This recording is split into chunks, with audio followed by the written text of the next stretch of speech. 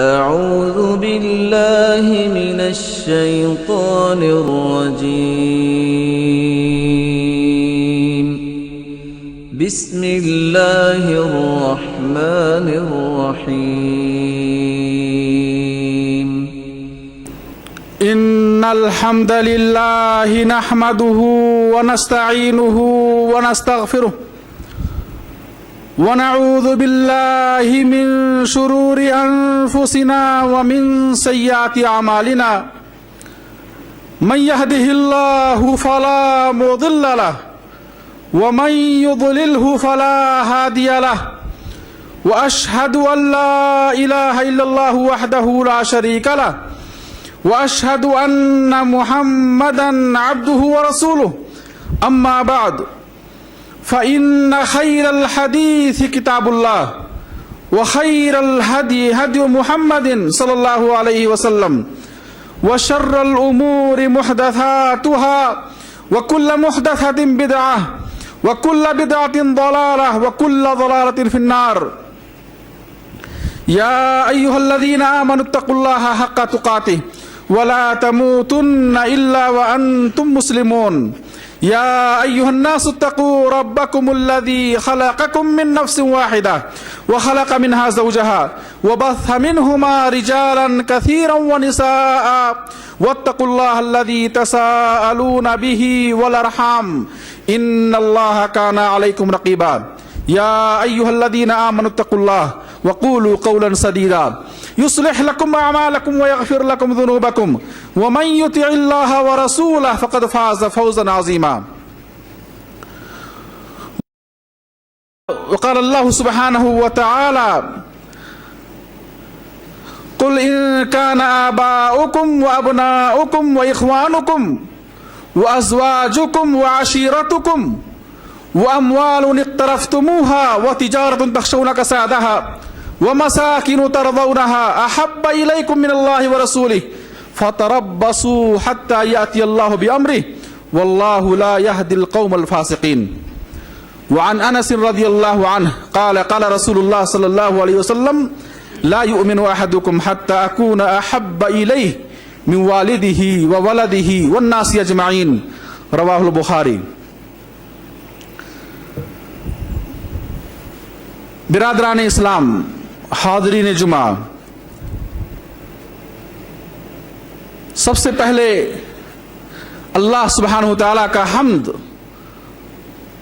اور اس کا شکر ادا کرتا ہوں جس نے ہمیں انسان بنایا، عقل و فہم سے نوازا، ہماری رشد و ہدایت کے لیے، رہنمائی کے لیے شریعتیں نازل فرمائیں، کتابیں اتاریں اور نبیوں اور رسولوں کو مبعوث فرمایا، اور جس نے ہمیں سب سے افضل نبی آخر الزمان جناب محمد رسول اللہ صلی اللہ علیہ وسلم کا امتی بنایا. بے شمار رحمت اور سلامتی ہو سید المرسلین، شفیع المذنبین، صادق و امین جناب محمد رسول اللہ صلی اللہ علیہ وسلم پر، جنہوں نے انسانیت کو راہ ہدایت دکھلانے کے لیے، انہیں اللہ کی عبادت کا طریقہ سکھلانے کے لیے محنتیں کی، کوششیں کی، قربانیاں دیں، اور آپ کو ہمیشہ اس بات کی فکر لاحق رہتی کہ یہ امت، اللہ کے یہ بندے کس طرح سے جہنم سے نجات پائیں، شرک و کفر کی وادی سے یہ کب نکلیں گے، کیسے نکلیں گے. ہمیشہ آپ امت کے بارے میں متفکر رہا کرتے تھے، فکر مند رہا کرتے تھے.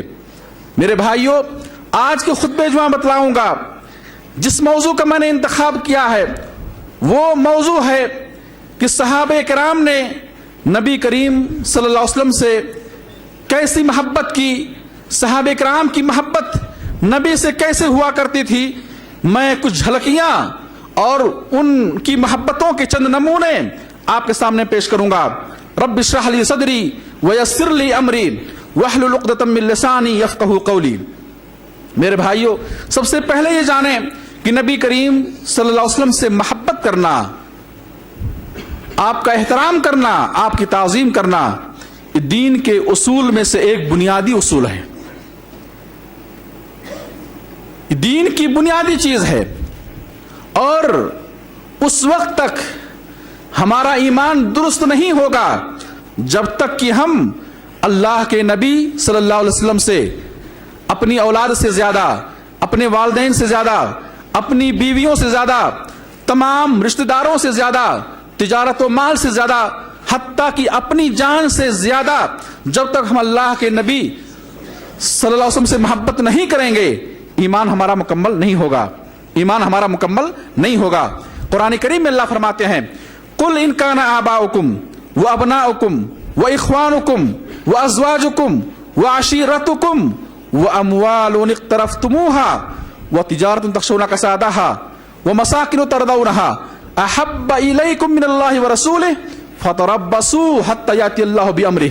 اللہ فرماتے ہیں کہہ دیجئے، بتلا دیجئے لوگوں کو کہ اگر تمہارے آبا و اجداد، تمہارے باپ، تمہارے بیٹے، تمہارے بھائی، تمہاری بیویاں، تمہارے رشتہ دار، تمہاری تجارت، تمہارا مال جو تم کماتے ہو، تمہاری تجارت جس کے خسارے کا تمہیں ڈر رہتا ہے، اور تمہاری حویلیاں اگر تمہارے نزدیک اللہ اور اس کے رسول سے زیادہ محبوب ہیں، اگر تم ان لوگوں سے اللہ اور اس کے رسول سے زیادہ محبت کرتے ہو، تمہارے دلوں میں اللہ اور اس کے رسول سے زیادہ والدین سے محبت ہے، اولاد سے محبت ہے، بیوی شوہر سے محبت ہے، بھائیوں سے محبت ہے، رشتہ داروں سے محبت ہے، فتربصوا حتی یأتی اللہ بامرہ، تو اللہ کے عذاب کا انتظار کرو، اللہ کے عذاب کا انتظار کرو۔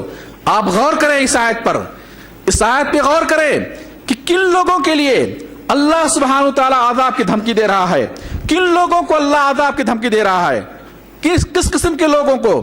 ان لوگوں کو عذاب کی دھمکی دی جا رہی ہے جو لوگ اللہ اور اس کے رسول سے زیادہ غیروں سے محبت کرتے ہیں، اللہ اور اس کے رسول سے زیادہ دنیا والوں سے محبت کرتے ہیں، ایسے لوگوں کو اللہ کے عذاب کی دھمکی دی جا رہی ہے۔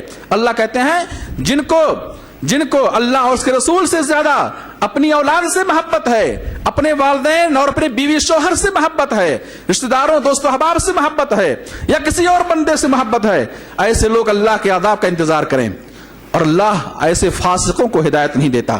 واللہ لا یہدی القوم الفاسقین۔ اس آیت کے آخر میں اللہ فرماتے ہیں کہ اللہ فاسق لوگوں کو ہدایت نہیں دیتا۔ معلوم یہ ہوا کہ جو شخص اللہ اور اس کے رسول سے زیادہ کسی اور ہستی سے، کسی اور قریبی سے محبت کرتا ہے، ایسے لوگ فاسق ہیں، اور ایسے لوگ اللہ کی ہدایت سے محروم رہیں گے۔ صحیح بخاری کی حدیث آپ فرماتے ہیں، صحابی رسول انس رضی اللہ عنہ سے روایت ہے، کہتے ہیں رسول اللہ صلی اللہ علیہ وسلم نے فرمایا لا یؤمن احدکم حتی اکون احب الیہ من والدہ وولدہ والناس اجمعین، کہ تم میں سے کوئی شخص اس وقت تک مومن نہیں ہو سکتا جب تک کہ میں اس کے نزدیک اس کی اولاد، اس کے والدین اور اس کی اولاد اور تمام لوگوں سے زیادہ محبوب نہ ہو جاؤں۔ تمام لوگوں میں سارے لوگ داخل ہیں، ساری انسانیت داخل ہے، ائمہ اولیاء علماء صالحین داخل ہیں، عباد و زہاد داخل ہیں، تمام رشتہ دار داخل ہیں، جب تک میں اس کے نزدیک اس کے والدین اور اس کی اولاد اور تمام لوگوں سے زیادہ محبوب نہ ہو جاؤں، اس وقت تک وہ مومن نہیں ہو سکتا ہے، اس وقت تک یہ مومن نہیں ہو سکتا ہے۔ میرے بھائی، اور بہت سارے دلائل ہیں جن سے معلوم یہ ہوتا ہے کہ اللہ اور اس کے رسول سے محبت ہمارے اوپر واجب ہے، اور یہ ایمان کا اہم جز ہے، اور یہ اسلام کے اصولوں میں سے ایک بنیادی اصول ہے، اسلام کے اصولوں میں سے ایک بنیادی اصول ہے۔ اس کے بغیر اسلام نہیں، اس کے بغیر ایمان نہیں۔ آئیں دیکھیں، اصل موضوع کی طرف آتا ہوں کہ اس امت کے دور اول کے لوگ اور وہ لوگ جو اللہ کے نبی صلی اللہ علیہ وسلم کے ساتھ اٹھتے بیٹھتے تھے، جو آپ کے ساتھ مل کر، آپ کے ساتھ رہ کر دین سیکھتے تھے اور دین کی خدمت کرتے تھے، ان لوگوں نے اللہ کے نبی صلی اللہ علیہ وسلم سے کیسی محبت کی، صحابہ کرام نے کیسی محبت کی۔ میرے بھائی، اس مختصر وقت میں صحابہ کرام کی محبتوں اور ان کے واقعات کو بیان کرنا ایک محال بات ہے۔ सीरत और तारीख की किताबें भरी पड़ी हुई हैं ऐसे वाकयात से, लेकिन मैं कुछ अहम वाकयात और कुछ नमूने आपके सामने रखता हूं और इनसे अंदाजा लगाएं कि सहाबे कराम ताद आखिरी सांस तक, रसूलुल्लाह जिंदगी के आखिरी लम्हे तक और आपकी वफात के बाद भी किस तरह से वो आपसे मोहब्बत करते थे। मैं चंद झलकियां आपके सामने पेश करता हूं। वो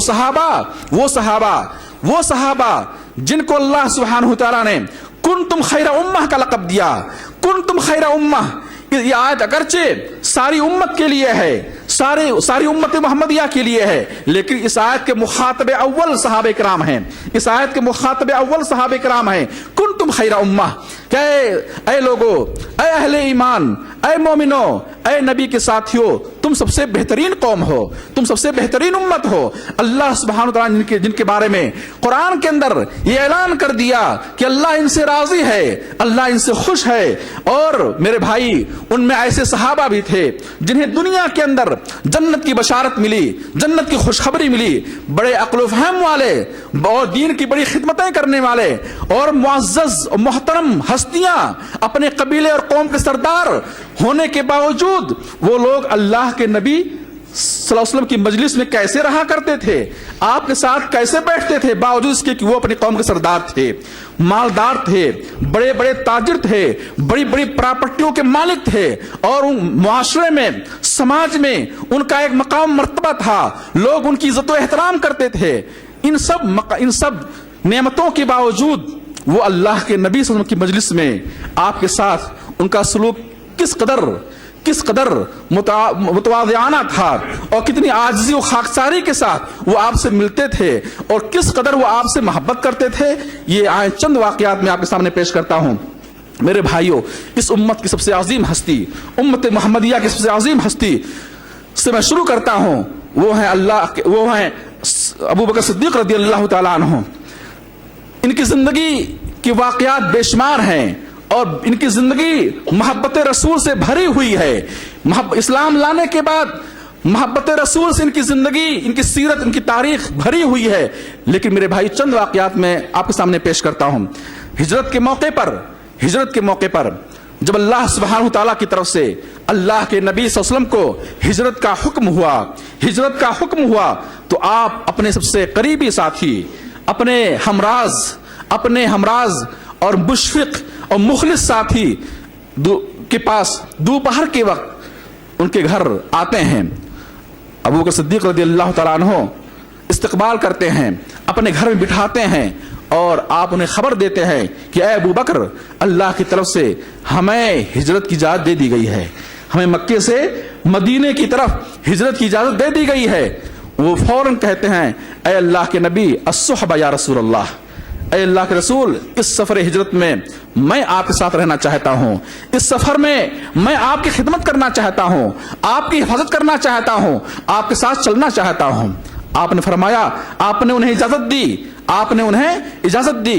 उम्मुल मोमिनीन आयशा रज़ियल्लाहु अन्हा कहती हैं मैंने देखा कि मेरे बाप अबू बकर रो पड़े, मारे खुशी के रो पड़े जब उन्हें अल्लाह के नबी की तरफ से सफर हिजरत में साथ चलने की इजाजत मिली तो खुशी के मारे रो पड़े, जबकि उन्हें मालूम था कि आपके साथ सफर करना खतरे से खाली नहीं।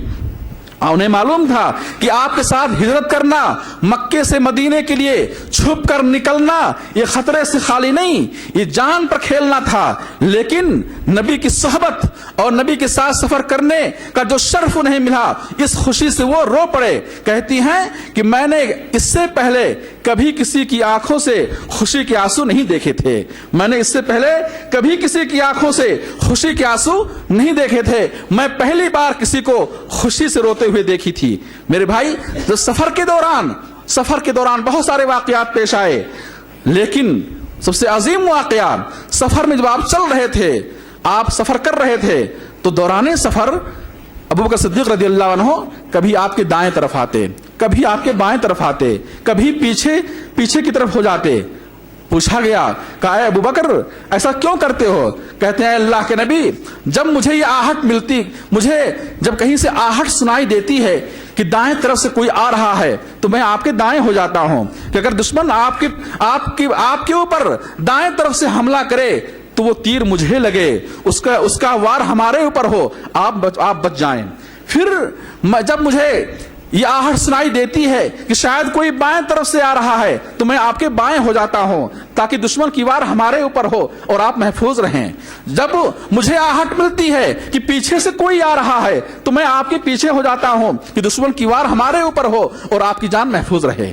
میرے بھائیوں، ایسے بے شمار واقعات ہیں ابوبکر صدیق رضی اللہ عنہ کے۔ اور آگے بڑھیں، عمر فاروق رضی اللہ عنہ کی محبت، ایک مرتبہ مسلم کی حدیث ہے، ایک مرتبہ عمر فاروق رضی اللہ عنہ نے عرض کیا کہ اے اللہ کے نبی صلی اللہ علیہ وسلم، آپ میرے نزدیک میری جان کے علاوہ جتنے لوگ ہیں، چاہے وہ بیویاں ہوں، چاہے وہ اولاد ہوں، چاہے وہ کوئی بھی ہو، میری جان کے علاوہ جتنے لوگ ہیں ان تمام سے زیادہ میں آپ سے محبت کرتا ہوں۔ آپ نے کہا اے عمر، ابھی تمہارا ایمان مکمل نہیں ہوا۔ وہ صحابہ میرے بھائیوں صادق تھے، سچے تھے، ان کے اندر حق گوئی تھی، جو بات دل میں ہوا کرتی تھی وہ زبان پہ ہوتی تھی۔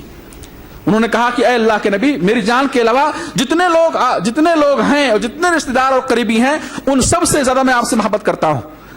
آپ نے کہا اے عمر، ابھی تمہارا ایمان مکمل نہیں ہوا۔ کہا اے اللہ کے نبی، میں آپ سے اپنی جان سے بھی زیادہ محبت کرتا ہوں۔ آپ نے کہا اے عمر، اب تمہارا ایمان مکمل ہوا۔ اے عمر، اب تمہارا ایمان مکمل ہوا۔ صحابی رسول علی بن ابی طالب رضی اللہ عنہ سے سوال کیا گیا، تابعین نے سوال کیا، کیف کان حبکم لرسول اللہ صلی اللہ علیہ وسلم، کہ تمہاری محبت اللہ کے رسول صلی اللہ علیہ وسلم سے کیسی ہوا کرتی تھی، تم لوگ اللہ کے نبی سے کیسی محبت کیا کرتے تھے؟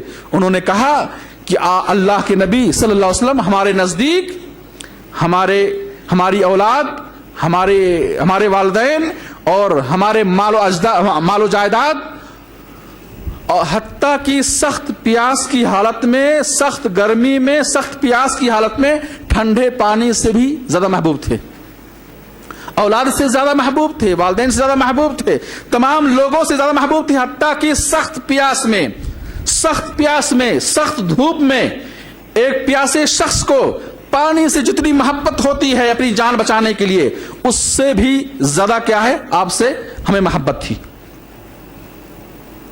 اور آگے بڑھے میرے بھائی، بلال رضی اللہ عنہ جو آپ کے مؤذن تھے، مؤذن خاص تھے، جب اللہ کے نبی صلی اللہ علیہ وسلم کی وفات ہوئی تو آپ کی وفات کے بعد انہوں نے مدینہ ترک کر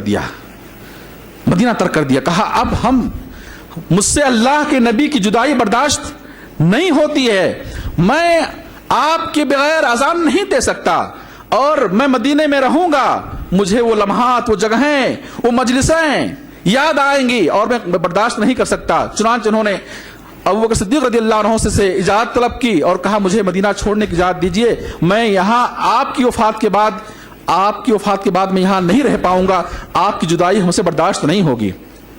چنانچہ کافی کوششوں کے بعد انہیں اجازت ملی اور وہ مدینے سے شام کی طرف چلے گئے، مدینہ چھوڑ دیا۔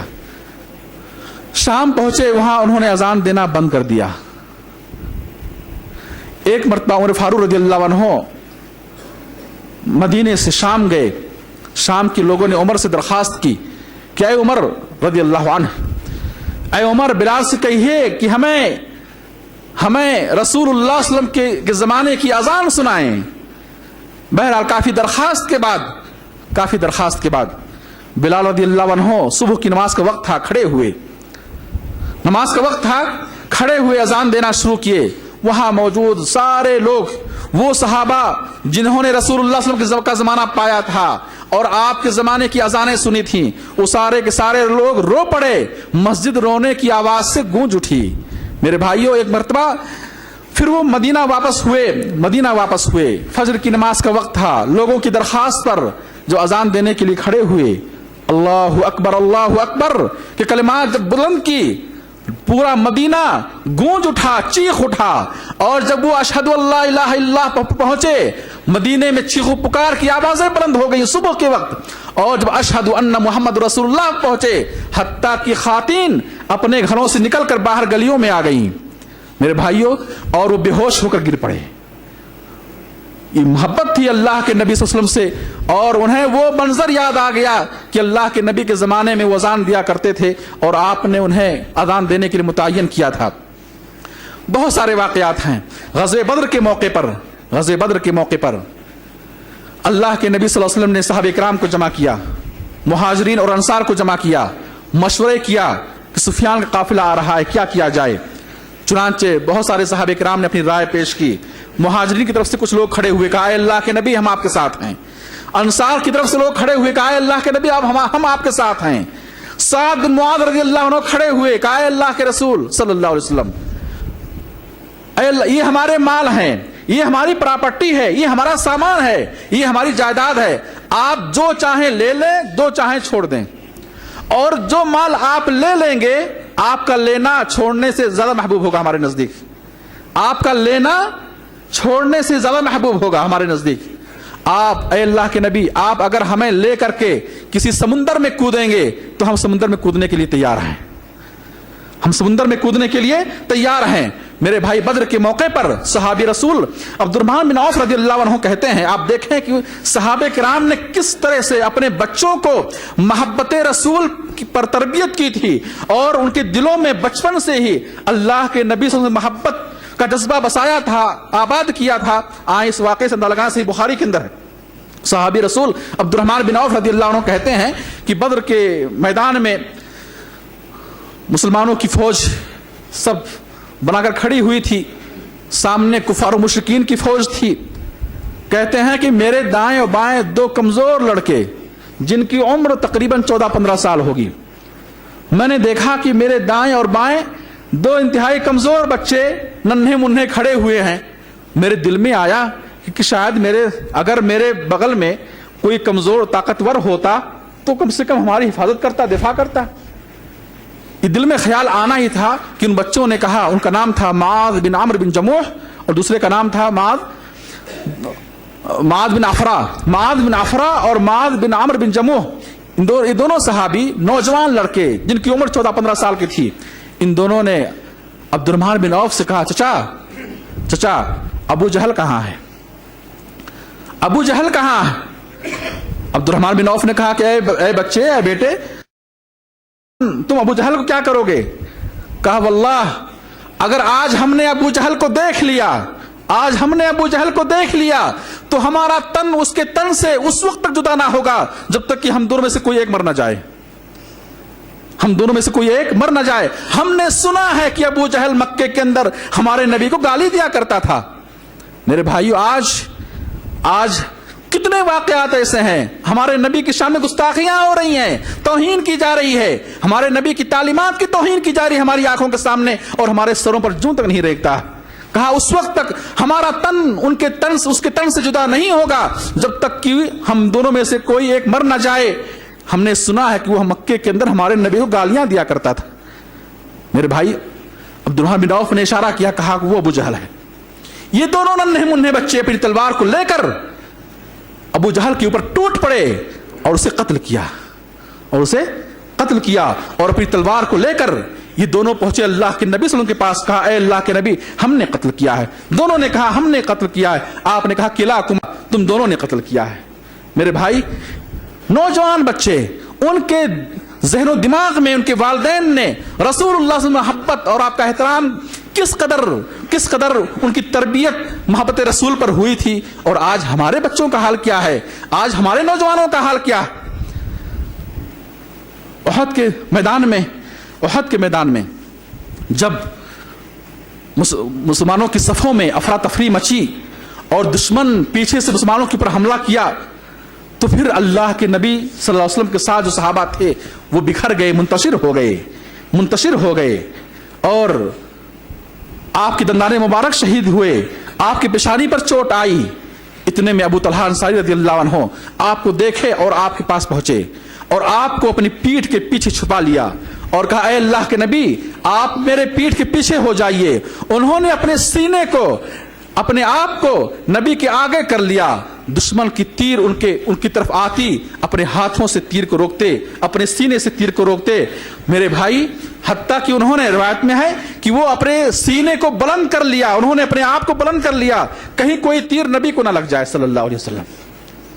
اور کہا نہری دون نہری کا یا رسول اللہ, اے اللہ کے رسول, میری گردن آپ کی گردن کی حفاظت کے لیے ہے, میری گردن آپ کی گردن کی حفاظت کے لیے ہے. اور مدینے کے اندر خبر پھیل گئی, مدینے کے اندر یہ خبر پہنچی کہ محمد صلی اللہ علیہ وسلم شہید کر دیے گئے ہیں, اللہ کے نبی شہید کر دیے گئے ہیں. مدینے کے اندر یہ خبر پہنچی تو وہاں ایک عورت, انصاری عورت, وہاں انصاری عورت وہ دوڑتے ہوئے اسے راستے میں خبر دی جاتی ہے کہ اے فلانا تیرا باپ شہید کر دیا گیا, تیرا باپ شہید کر دیا گیا. وہ کہتی ہے یہ بتاؤ ہمارے رسول کا حال کیا ہے, ہمارے رسول کا حال کیا ہے. اور آگے بڑھتی ہے, راستے میں خبر دی جاتی ہے کہ تیرا بیٹا شہید کر دیا گیا, تیرا بیٹا شہید کر دیا گیا. کہا یہ تو بتاؤ ہمارے نبی کا کیا حال ہے. اور آگے بڑھتی ہے, پھر خبر دی جاتی ہے کہ تیرا شوہر شہید کر دیا گیا, تیرا شوہر شہید کر دیا گیا. کہا یہ تو بتاؤ میرے نبی کا حال کیا ہے. چنانچہ جب پہنچتی ہے اور آپ کو وہ صحیح سلامت دیکھتی ہیں تو کہتی ہیں کل مصیبت بعدک جلل یا رسول اللہ, اے اللہ کے رسول آپ کے بعد ہر مصیبت معمولی ہے, آپ کے بعد آپ کا زندہ رہنا یہ ہمارے لیے کافی ہے, آپ کے بعد میں ہر مصیبت کو برداشت کر سکتی ہوں مگر آپ کی جدائی کو برداشت نہیں کر سکتی ہوں. یہ عورتوں کے دلوں میں رسول اللہ صلی اللہ علیہ وسلم سے محبت, نوجوانوں کے دلوں میں رسول اللہ صلی اللہ علیہ وسلم سے محبت. آج ہمارا حال کیا ہے, ہماری عورتوں کا حال کیا ہے, ہمارے نوجوانوں کا حال کیا ہے. میرے بھائی اس صحابیہ کے باپ کو شہید کر دیا گیا. باپ ایک بیٹی کے نزدیک کتنا عزیز ہوتا ہے. اس صحابیہ کے شوہر کو شہید کر دیا گیا. ایک شوہر اپنی بیوی کے نزدیک کتنا عزیز ہوتا ہے. اسی طریقے سے اس کا بیٹا شہید کر دیا گیا. ایک ماں کے نزدیک بیٹا کتنا عزیز ہوتا ہے, کتنا عزیز اور پیارا ہوتا ہے. لیکن وہ سب کو یہ کہتے ہوئے چھوڑتی ہے کہ یہ تو بتاؤ ہمارے نبی کا حال کیا ہے صلی اللہ علیہ وسلم. اور جب اس صحابیہ نے آپ کا دیدار کر لیا اور آپ کو صحیح سلامت دیکھا تو کہا کل مصیبت بعدک جلل یا رسول اللہ, اے اللہ کے رسول آپ کے بعد ہر مصیبت کیا ہے, سہی جا سکتی ہے, برداشت کی جا سکتی ہے, لیکن آپ کی جدائی اور آپ کی شہادت یہ ہم سے برداشت نہ ہوگا. رضی اللہ عنہ. ایسے بے شمار واقعات ہیں میرے بھائیوں. صلح حدیبیہ کے موقع پر جب مشرکین کی طرف سے ایک ایلچی عروہ بن مسعود الثقفی یہ حدیبیہ کی طرف آئے, حدیبیہ کے مقام پر آئے اور انہوں نے منظر دیکھا کہ نبی صلی اللہ علیہ وسلم کے ساتھی کس قدر یہ صحابہ اپنے نبی کا احترام, اپنے نبی سے محبت کس قدر کرتے ہیں. جب انہوں نے یہ سارے منظر دیکھے, بخاری کی روایت ہے کہ یہ اپنی قوم میں واپس جاتے ہیں, مکے واپس جاتے ہیں اور کہتے ہیں اے سرداران قریش, اے مکے کے لوگوں, میں نے قیصر و کسریٰ کے درباروں کو دیکھا ہے, بڑے بڑے بادشاہوں کے درباروں میں میں گیا ہوں, حاضر ہوا ہوں, اور بڑے بڑے بادشاہوں کی تعظیم ہوتے ہوئے میں نے دیکھا ہے. واللہ میں نے اپنی زندگی میں کسی بادشاہ کی ایسی تعظیم ہوتے نہیں دیکھا ہے جس طرح سے محمد کے ساتھی محمد کی تعظیم کرتے ہیں, ان سے محبت کرتے ہیں صلی اللہ علیہ وسلم. واللہ اگر وہ تھوکتے بھی ہیں تو ان کا تھوک لوگوں کے ہاتھوں میں گرتا ہے. واللہ اگر وضو کرتے ہیں تو وضو کا پانی زمین پر گرنے سے پہلے ان لوگوں کے ہاتھوں پر گرتا ہے اور اس پانی کو وہ اپنے جسم کے اندر مل لیتے ہیں. واللہ اگر وہ کسی بات کا حکم دیتے ہیں تو ان کے حکم کی تعمیل کے لیے لوگ ٹوٹ پڑتے ہیں, دوڑ پڑتے ہیں. واللہ میں نے ایسی تعظیم میں نے صحابہ نے یا نبی کے ساتھیوں نے نبی کی جس طرح سے تعظیم کی ہے اور انہیں تعظیم کرتے ہوئے میں نے دیکھا ہے, ان سے محبت کرتے ہوئے میں نے دیکھا ہے. واللہ بڑے بڑے بادشاہوں کے دربار میں گیا, میں نے کسی بادشاہ کی اتنی تعظیم ہوتے نہیں دیکھا ہے جتنی مسلمان اپنے نبی کی تعظیم کرتے ہیں صلی اللہ علیہ وسلم. دشمن بھی گواہی دے رہے تھے. ایک صحابی ہیں ثوبان رضی اللہ عنہ, یہ وہ صحابی ہیں جن کو رسول اللہ صلی اللہ علیہ وسلم نے آزاد کر دیا تھا. یہ آپ کے آزاد کردہ غلام ہیں, ثوبان مولا رسول اللہ صلی اللہ علیہ وسلم.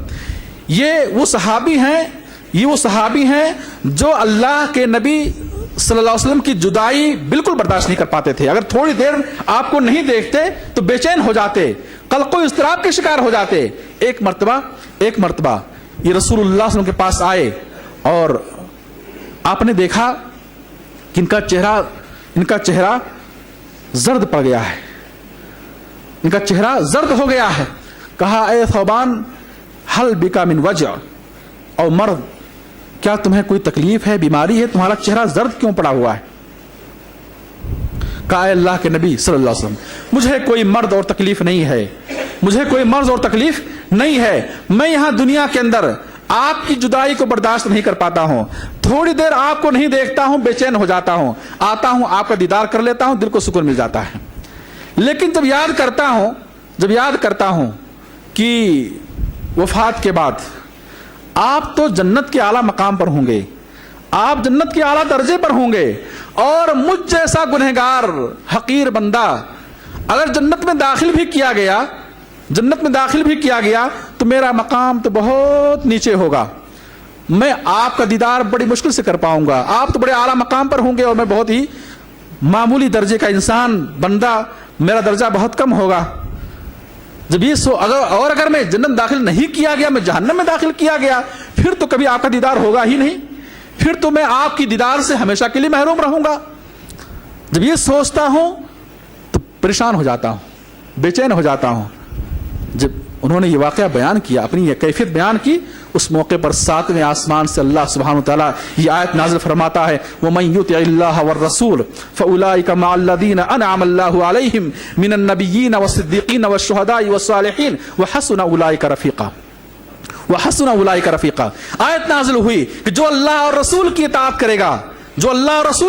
کرے گا, وہ قیامت کے دن آخرت میں نبیوں کے ساتھ ہوگا, صدیقین کے ساتھ ہوگا, شہداء کے ساتھ ہوگا, صالحین کے ساتھ ہوگا. وَحَسُنَ أُولَٰئِكَ رَفِيقًا, اور یہ بہترین ساتھی ہیں. کہتے ہیں جب یہ آیت نازل ہوئی کہ اللہ اور اس کے رسول کی اطاعت کرنے والے نبیوں کے ساتھ ہوں گے قیامت کے دن, صدیقین شہداء کے ساتھ ہوں گے, صالحین کے ساتھ ہوں گے, کہتے ہیں ہم اتنا خوش ہوئے کہ اس سے پہلے کبھی اتنا خوش نہیں ہوئے تھے.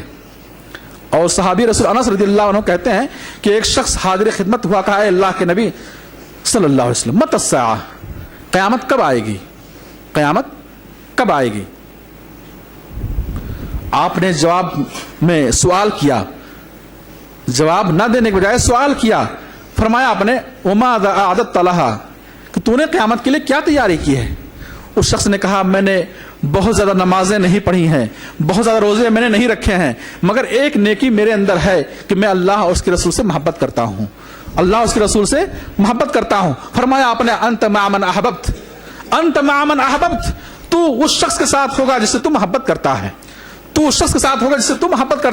انس رضی اللہ عنہ کہتے ہیں کہ ہم لوگ اس سے پہلے کبھی کسی وحی کے نازل ہونے پر اتنا خوش نہیں ہوئے تھے جتنی خوشی ہمیں اس بشارت پر ہوئی کہ آپ نے فرمایا کہ تم اس کے ساتھ ہوگے قیامت کے روز جس سے تم محبت کرتے ہو. اس سے اندازہ لگائیں میرے بھائیوں, اندازہ لگائیں کہ صحابہ کرام کے دلوں میں اللہ کے نبی صلی اللہ علیہ وسلم سے کتنی محبت تھی, بے شمار محبت. اس محبت کا اندازہ نہیں لگا سکتے ہیں میرے بھائی. آج محبت رسول کا مفہوم تبدیل ہو گیا ہے. ان کی محبت کو آپ دیکھیں, رسول اللہ صلی اللہ علیہ وسلم صحابہ کرام نے جو محبت کی, اس محبت کو آپ ایک طرف رکھیں, اور آج کے دور کے لوگوں کی محبتوں کو ایک طرف دیکھیں. زبان سے دعوے کے سوا کچھ نہیں ہے.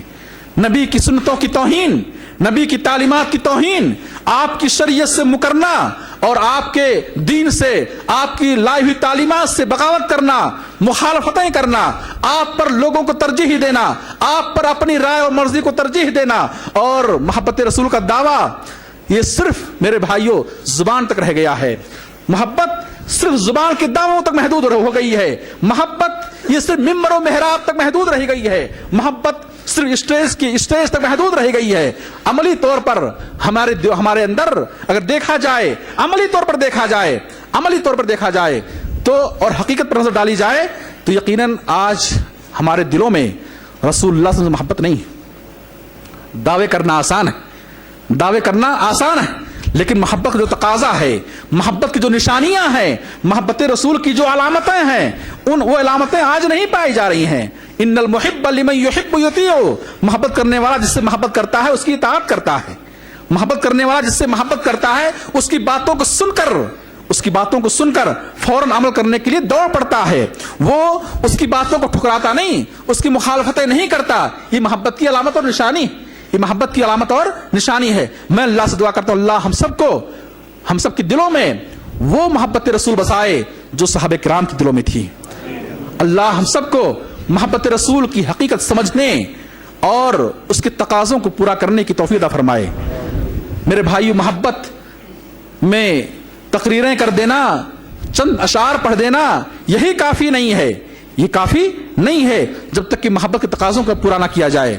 और नबी के जो हुकूक हैं उम्मत पर, हम उम्मतियों पर, हमारे नबी सल्लल्लाहु अलैहि वसल्लम के जो हुकूक हैं, उन हुकूक को अदा करना ये मोहब्बत का तकाज़ा है। आपके हुकूक बहुत ज़्यादा हमारे ऊपर हैं। उन हुकूक में से एक ये है कि हम आप पर ईमान लाएं, आप पर ईमान लाएं। जो ईमान हमसे मतलूब है, जो ईमान हमसे मतलूब है, वैसा हम आप पर ईमान लाएं। ऐसा नहीं कि जुबान से दावा करें कि हम नबी को मानते हैं, मोहम्मद रसूलुल्लाह पढ़ें, और फिर जो नबी का दर्जा और मकाम है सल्लल्लाहु अलैहि वसल्लम, उस दर्जे और मकाम पर किसी और को ले जाएं, किसी और को ला खड़ा करें। ये मोहब्बत का दावा, ये ईमान का दावा काफी नहीं, जायज और दुरुस्त नहीं। जरूरत है कि जैसे ईमान लाना चाहिए वैसे ईमान लाएं।